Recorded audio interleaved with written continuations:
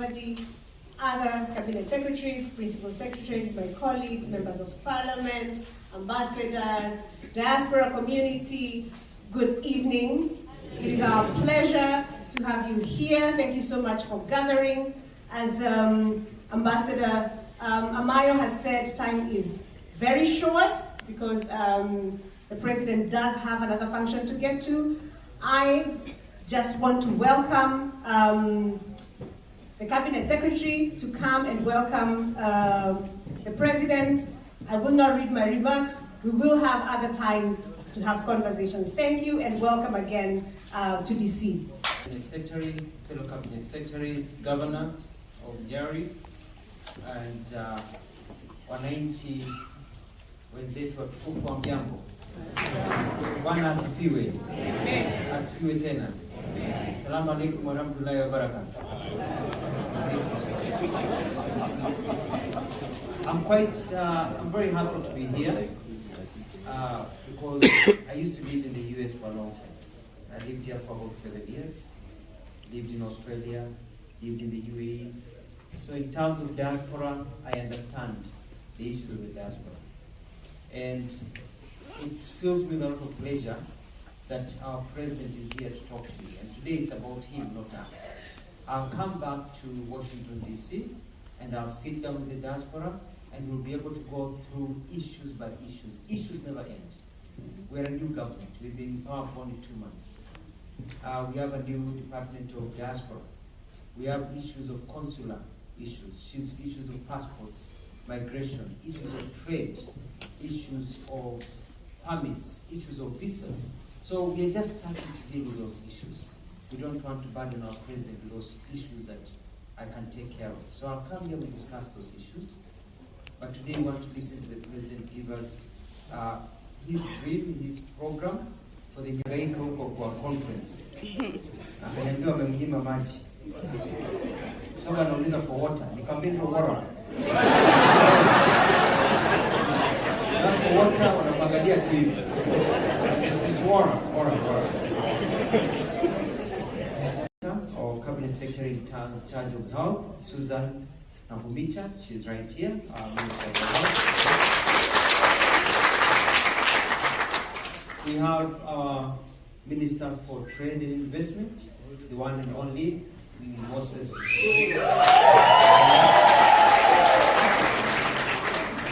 He's just sharing. We have the Governor of Nyeri, Kahiga Mutai. And Your Excellency, Nyeri is not Nyeri. Kiapa is Nyeri.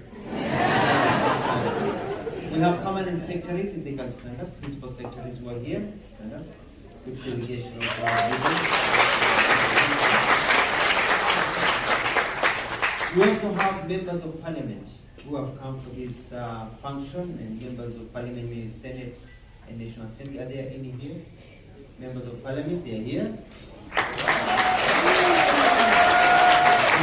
It's a good Kenyan counter team. You know, there are people from UDA, people from Maendeleo Chap, people from Ford Kenya, and people from ODA, everybody. We are all Kenyans and we're here. And now, we're working on a system whereby we'll have a roving biometric machine that will be able to go around the country, so you can come do your biometrics and get your documents. We're also working on a system whereby we will get offices to be dealing with issues of visas and IDs and others where you are or close to where you are, so you don't have to tarmac and go long places. We also working on an issue in the American spirit that if you want your passport, regular speed of 2 weeks, you pay the normal fee. If you want it in 1 week, you can pay $500. If you want it in 4 hours, you pay $1,300.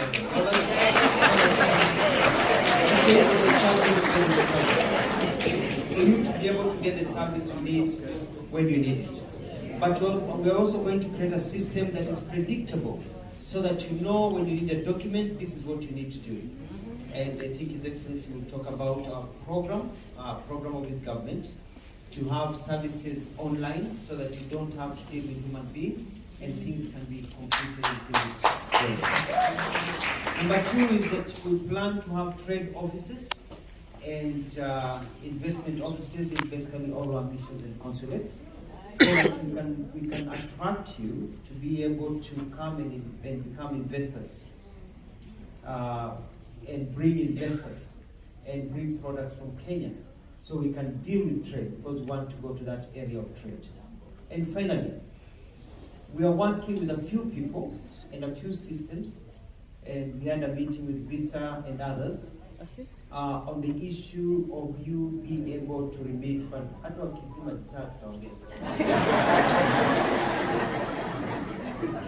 Issue of remittances. You know that the money you're sending home to your parents for any projects are being used properly for the benefits of your parents. The president has a very big plan on saving, and countries like Singapore, countries like China were built with foreign direct investment, and especially by people from those countries. We'd like you to invest in Kenya. We'd like you to be able to save your money at home, so that when you save your money at home, we can use that money as a diaspora fund, which we are creating, so that your money can be used instead of us taking loans for you to, for your children to inherit loans. We use your money to build infrastructure, and you get a bond where you can get money paid to you by the government, but it is the diaspora money.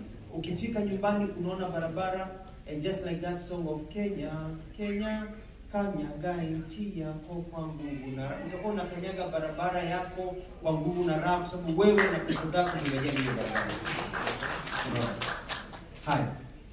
Lakini kuna mambo mengi kuhusu hali ya uwekezaji. Ruto, Public Secretary for Foreign Affairs, Your Excellency the President of the Republic of Kenya, Dr. William Ruto, all my colleagues, na watu wa diaspora, hamjambo. Hamjambo tena. Well, first of all, I want to thank you for welcoming us here. And Mutua can tell you all the nice things, but me, I'm here for one thing only. I'm here for business. I want to tell you that on two things, on the area of trade, we are going to open up warehouses, at least 7 warehouses here in the United States, where we can be able to bring our Kenyan products, and you can be able to take up our Kenyan products from here,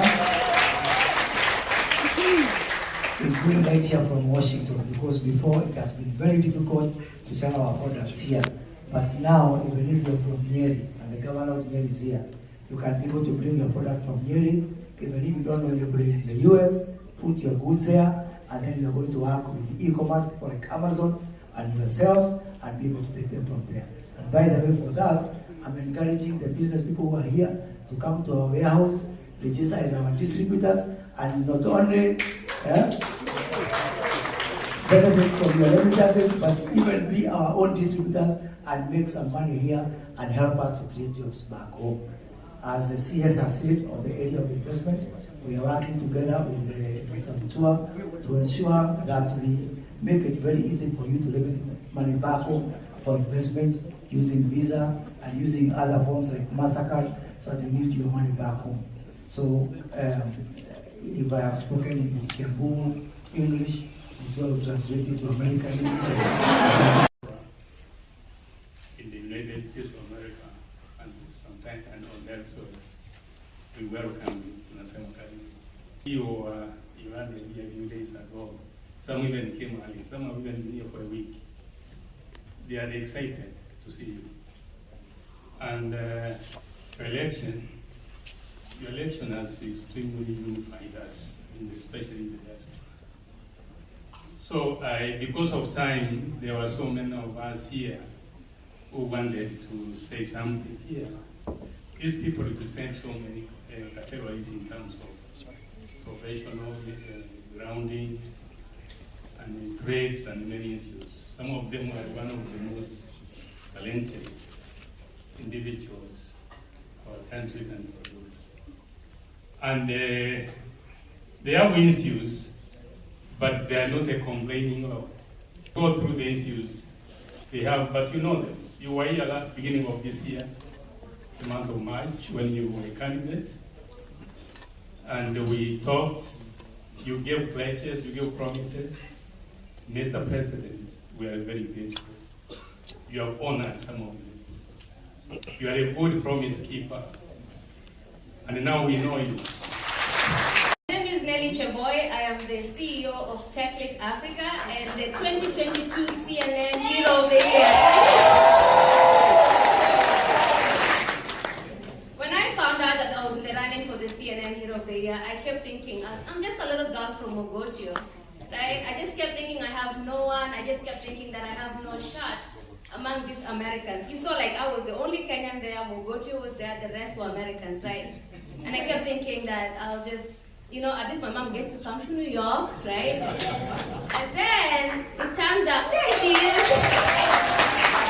Okay, she goes by SOG Sogome. But I came here today and I realized that I actually had the whole continent cheering for me. And I don't take that for granted. Thank you so much. Thank you so much for cheering for me. Thank you so much for putting us on the map. And thank you so much for all the support that you have given us. You can visit our website to continue supporting us. Thank you. Of the diaspora. We're looking forward for you to come back again. The Excellency Mama Rachel, just to come and have time with us, just an outing with us. All of us women, we are so ready for her, and we're looking forward to that. Thank you so much. Your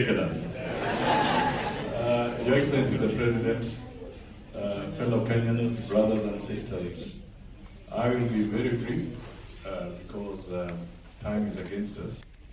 We need your help now, tomorrow, the day after, and next year. We have an economy to rebuild. We have a country to change. We have to create jobs. And clearly we'll not do it alone. We want your help to be able to achieve that. Finally, the US has become our largest export market. It is now our #1 export destination. It has overtaken Uganda. It has overtaken the UK, so it is the #1 export destination. 650 billion Kenya shillings. Can you help us make it 1.5 trillion?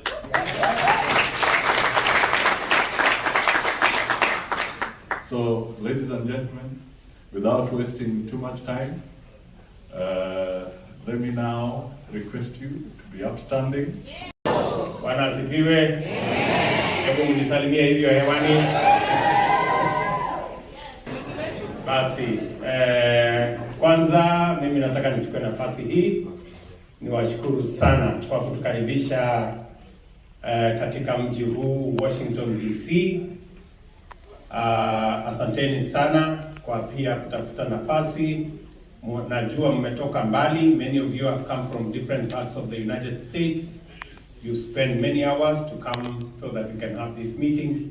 And I want to say I very sincerely appreciate it. Let me take this moment to thank each and every one of you for doing what a patriotic citizen of any country would do.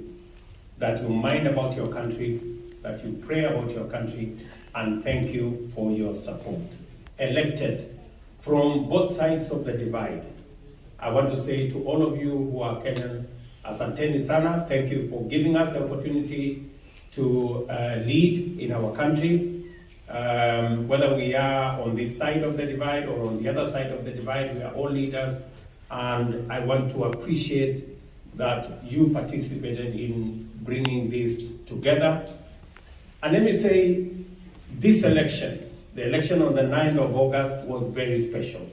Special in two ways, significantly. Number one is that this election was different. It was about issues. It was about an agenda and a program for the transformation of our country, and both sides of the political divide sold their program, their manifesto, their agenda to the people of Kenya. And the most significant thing that happened is that this year we voted and we extinguished the flames of ethnicity in our country.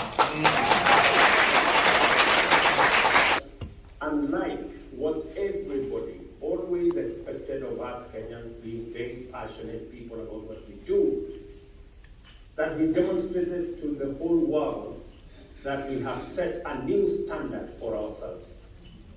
That we can vote, we can go back to work, we can go back to our businesses, wait for the outcome of the election, and do so peacefully. Issues, and we can vote peacefully.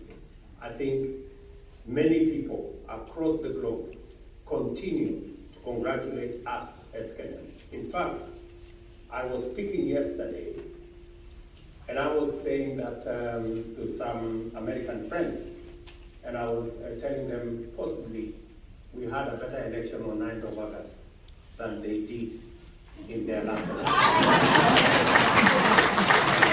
That we will make you proud in Kenya. We will do our best. We committed ourselves to sorting out the cost of living. I want to tell you we are on course in making sure that we sort out the cost of living. We committed to you that we will refashion, re-engineer, and rework our universal health coverage. Susan, here, our Minister for Health, has her work cut out. She knows what she must do, and I want to promise you that we will deliver. Ruto and his team at the Ministry of Foreign Affairs know what they must do, and they know what our irreducible minimum is. I did make a commitment to our diaspora community that we will have at the Ministry of Foreign Affairs a State Department dedicated to matters diaspora. Today in the Ministry of Foreign Affairs, we have one State Department dedicated for matters foreign affairs with a PS, and we have a State Department for diaspora with a permanent secretary. Roslyn here, Roslyn Jobu is our permanent secretary for matters diaspora. She has nothing else to do. She has just diaspora matters to wake up and sleep, imagining and doing. Not just be viewed in terms of remittance. Diaspora is a whole body of Kenyans that require services. They are our best ambassadors. They have done us proud. They participate in the development of our country, and they deserve the best from our government. I believe that since Kenya doesn't have gold and silver and oil to export, we have one commodity that is better than gold and silver and oil, and that is our human capital. We have purpose as an administration that we will focus on exporting the best that we have. Our ministry for our Department for Diaspora Affairs will be working with our Ministry for Labor to ensure that Kenyans have the best possible opportunity to work anywhere in the world. And because our human capital is tested and tried and has qualified in terms of hard work, creativity, innovation, minimum supervision, we have the best human capital, and I am very proud of our men and women who have served anywhere in the world. They have acquitted us as a nation of hardworking people. In the next 3 years, our diaspora remittances must move from 400 billion to 1 trillion Kenyans. And that's where we want to go. Without having to travel long distances, without having to queue anywhere. I have undertaken that in the next 6 months, all government services will be digitized and will be available online.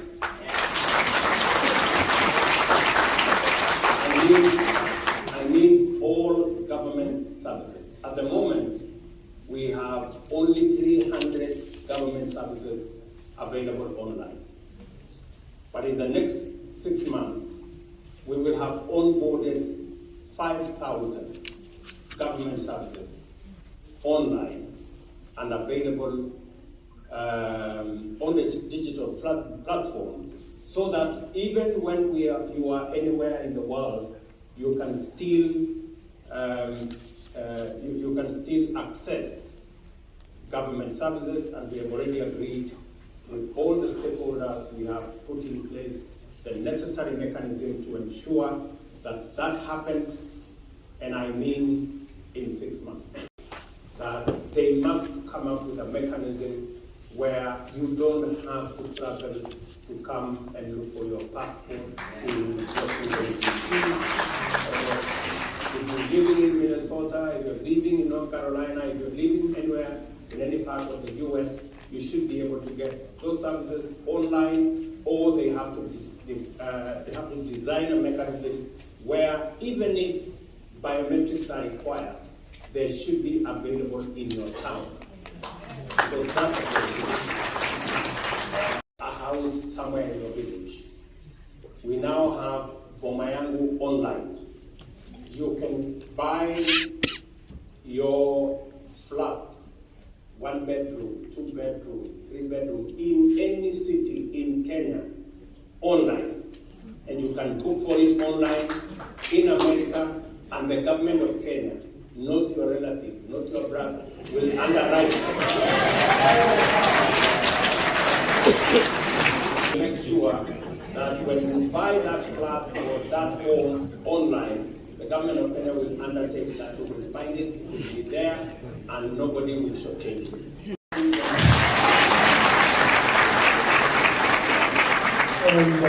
And at this moment, I'm in commodity business, transportation and logistics and healthcare business. I am in the process of investing back home. In the process of setting up plans, creating job employment, and all that I'm requesting is, who can I reach out to? Because I've already started the process and I'm getting into some pitches and then, obstacle, and I would really appreciate if the state can, because we're planning to invest more than $10 million in the Kenyan market. Thank you.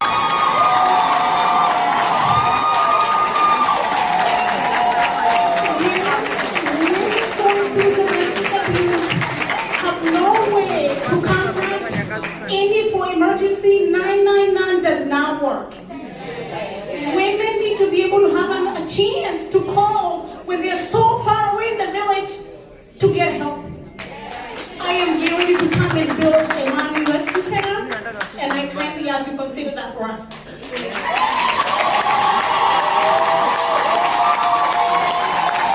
We no longer pay lip service to matters women in general. As you may be aware, I have written to Parliament just this week to tell Parliament it's time for us to actualize the 2/3 gender rule. And I have made proposals to Parliament so that this conundrum that is going around women issues, it must come to an end, and we must keep our word and keep what the Constitution says. Harriet Chikai, who is a cabinet level member on women issues, and I want to invite you to have a conversation with her. Alfred Mutua will connect you to her so that we can tackle the issue with her.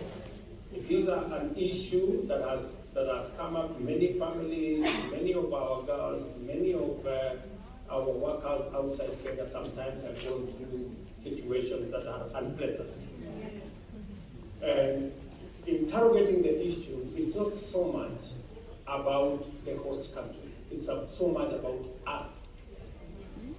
And I intend to sort out the problem, because the problem is about the government of Kenya and what it can do, making sure that those who organize those jobs are properly licensed, they are held to account, and when a citizen leaves Kenya to go and work anywhere, it is no longer the business of the person who recruited them, it becomes the business of the government. Not only, some of us believe, what can we do for Kenya? So some of us came here deliberately to make a difference. We wrote letters to you through some of the people, but they sit on those documents. Like personally, I wrote to you before you became the president. I follow that protocol with the due process. But I want to congratulate you. We want to encourage you when you will be coming. We don't want you to fear that we'll be having questions. We want you just to share with us, eat with us next time you come, so that we can be able to share and bond. And last but not least, for the leaders who are here who accompany the president, we want to request you, as people in the diaspora, we are civilized, we are organized here in the US, I will be recording for the programming. Next time we come, Mr. President, we want more time with you and control so that you can know us. I ran for the Senate in this country, so I'm a leader in this country. But